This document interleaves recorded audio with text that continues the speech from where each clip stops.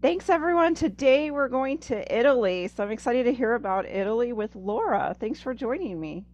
Thanks for having me. So tell us, when did you go to Italy? I think this was a pretty recent trip, if I recall. We went right at the beginning of November in 2022. Oh, nice. So would you characterize this trip as like a big splurge or just kind of how would you describe the money part of the trip? Yeah, it was a big splurge, and it was something that we had kind of been thinking about.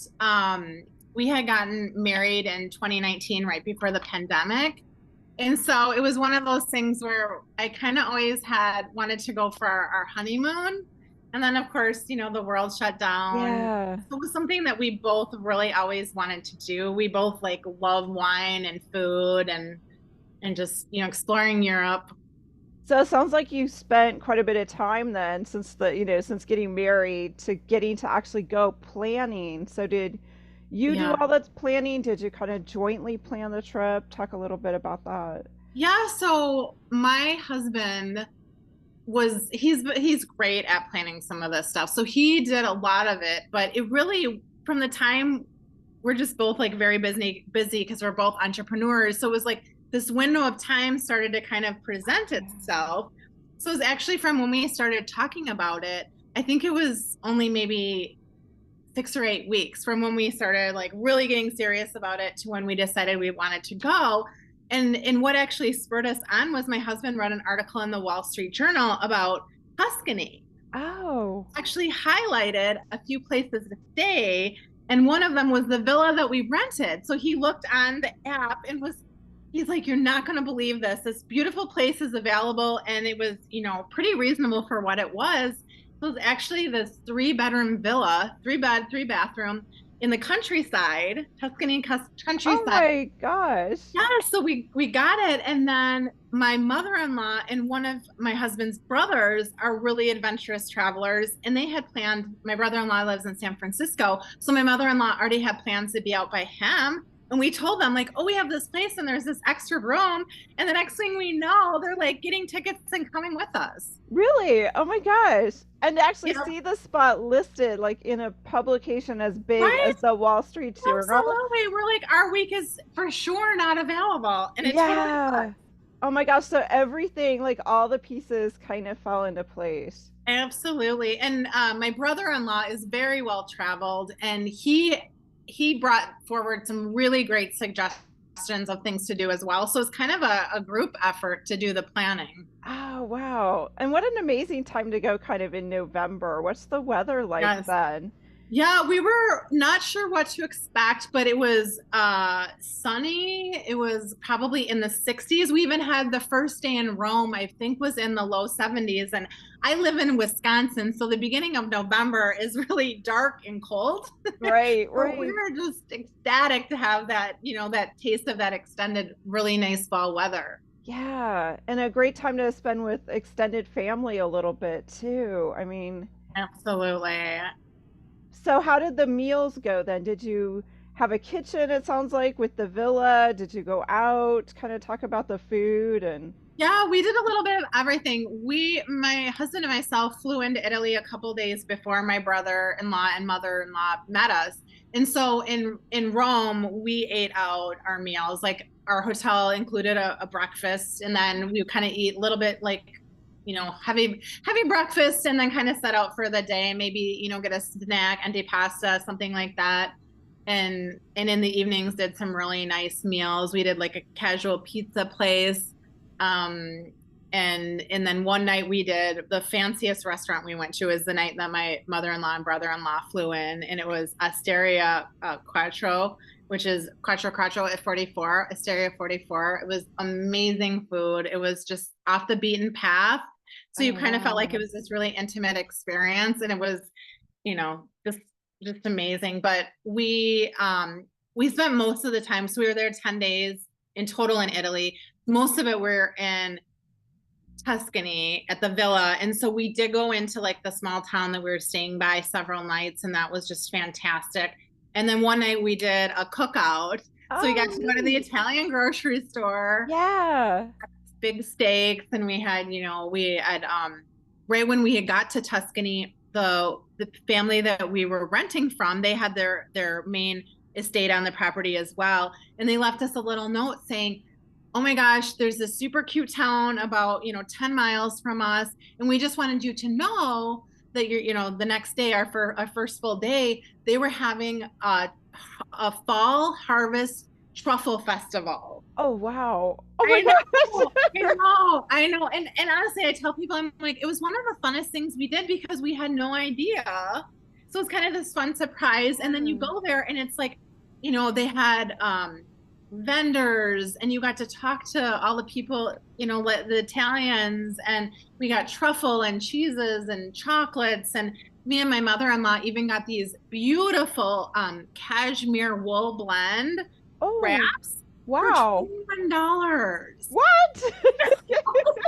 Every time we have them out, we're like, why didn't we fill our suitcase with these Right. and bring them home for our family and friends? Like they're just so Yeah, gorgeous. well, yeah, and $20, that's a steal. I mean, Right? Oh my gosh, absolutely. So, but it was such a cool experience to just be like that. And then we ended up finding this really cute little Italian deli and did like happy hour and antipasta. And then there was this gorgeous sunset. So it was just like a fantastic day. Like you couldn't have yes. asked for anything better. Yeah, those days you can't plan. Those just kind of are No, spontaneous. They come together. absolutely. So do you know Absolutely. some Italian? Are you not and know any Italian, or did you learn a little? Yeah, I'm kind of embarrassed to say I was very, very little. I did download an app and tried, but it was just like the trip came up so quickly that we did try to, say grazie and things like that. But I wish that I would have done more. Their English was fantastic. I think in the little village in the restaurant there were a few that maybe didn't. They understood a little, but they also had coworkers that were fluent. I know, it's amazing to me. I mean, because I'm the same way. I wish I'd taken a foreign language as a kid. It's a lot easier to learn it then, but yeah, English worldwide. I mean, some people just speak it just as well as we do. It's just pretty much everywhere. Absolutely. Yeah, absolutely. So talk a little bit about Rome. That's not somewhere I've been yet. So what did you do Oh, in Rome? so we had about 3 days in Rome, and it was one that we knew that there were just a lot of things that we really wanted to, but because we were a bit off season and because we planned our trip so quickly, we didn't get tickets in advance for a lot of stuff. Right. Just went into the experience very open-minded. The first night we were there, we found a cute little pizza place. It was Pizzeria Sapore di Lais, I think, something like Yeah. that. And had like a nice dinner. And then we walked over by the Coliseum.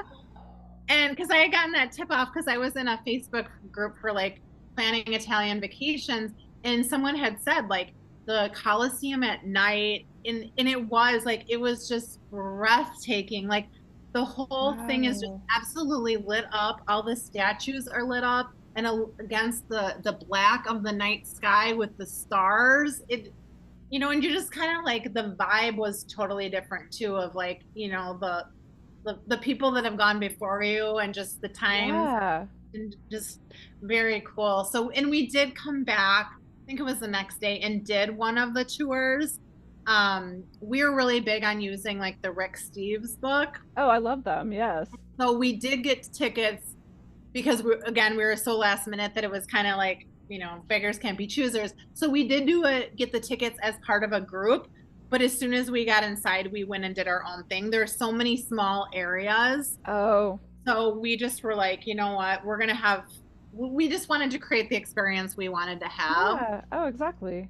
So, and then we also did the next day, we did the Vatican Museum, which, I have a background as I grew up Catholic. And so just even being over there was really cool. And to be able to see all the art and the history, even if you're someone who isn't super religious or spiritual, just the collection in and of Yeah. itself, and just being in, the Vatican and just learning more about that. We went to um, the forum as well after.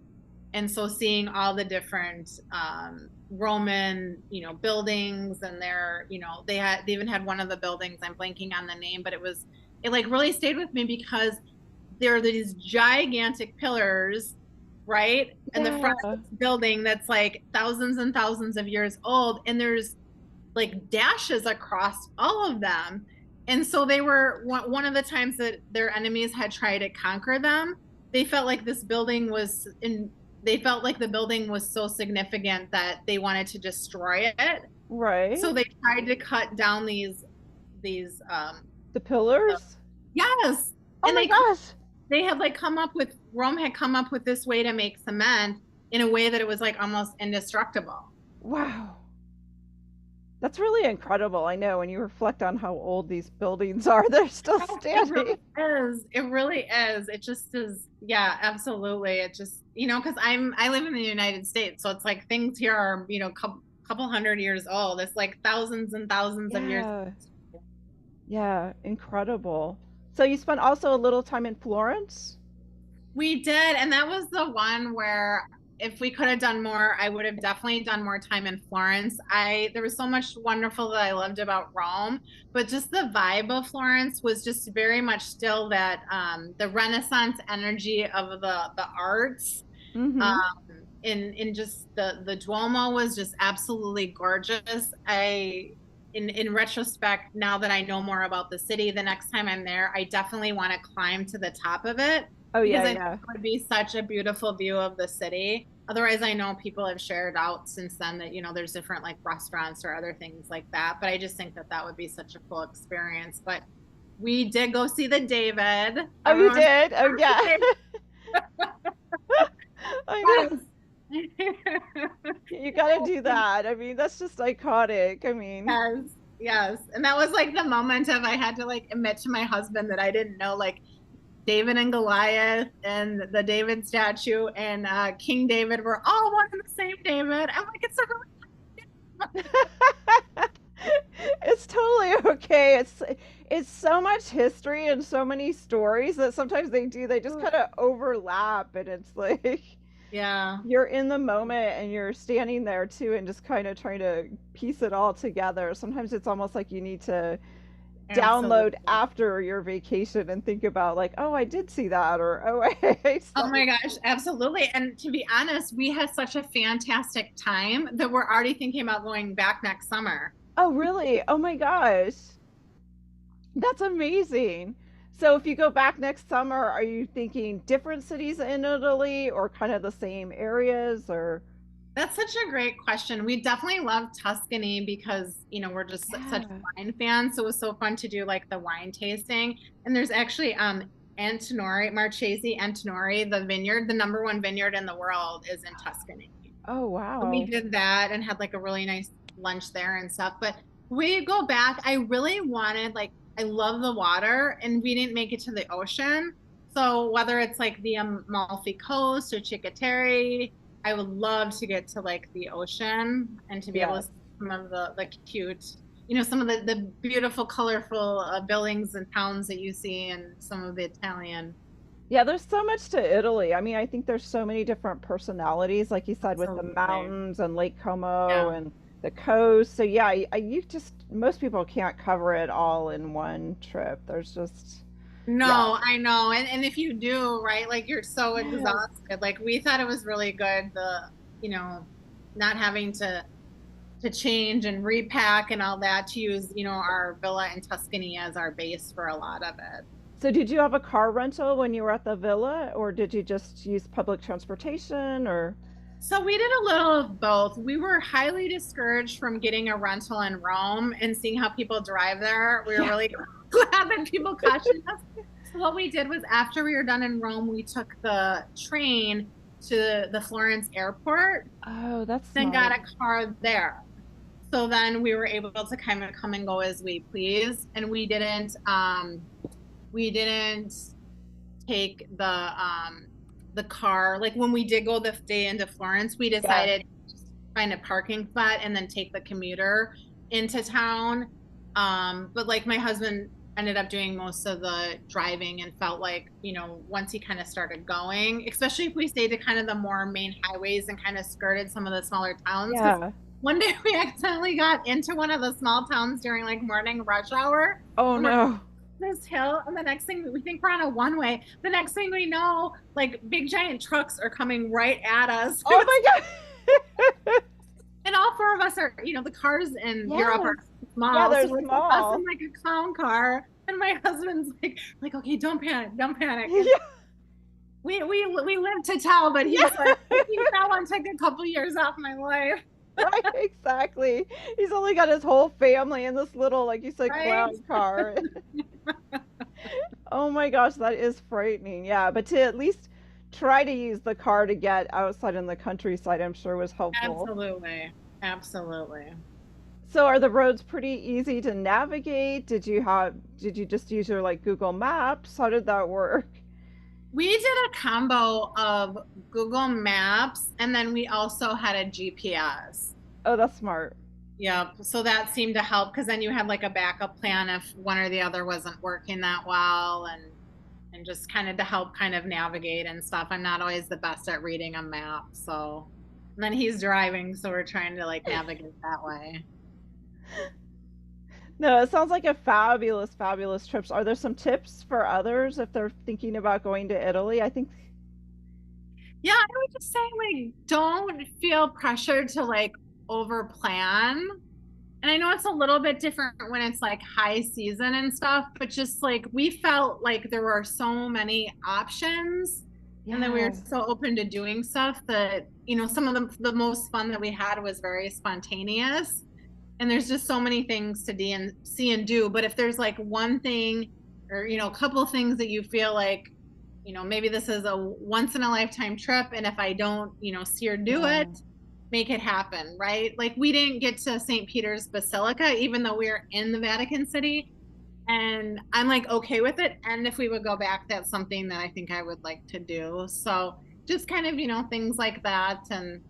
And just, we felt like being able to, kind of have a balance between booking stuff and then being, really in the moment and being spontaneous kind of was a good mix for us. Yeah, I think for many people, it's something smart to point out is to leave some flexibleness, leave some flex time in there and be open to like the unexpected festival or whatever you might bump into. I mean, some great tips just from the locals, it sounds like. Absolutely. So I know Yeah. you do a lot with working with people with business and money. So when you're thinking about planning your next trip, is it something you spend a lot of time planning forward as far as setting aside money, or think can you touch a little bit on that?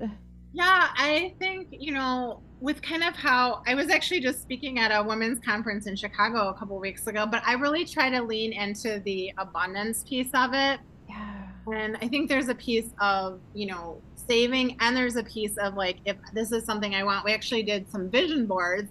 And I pulled up an old vision board, and like, sure enough, right on my vision board was a picture of Italy. And so when I put that on there several years ago, I didn't know how that was going to kind of come to fruition, but it worked. So for some people, I know that, a trip like that to Italy would take, a lot of saving and planning.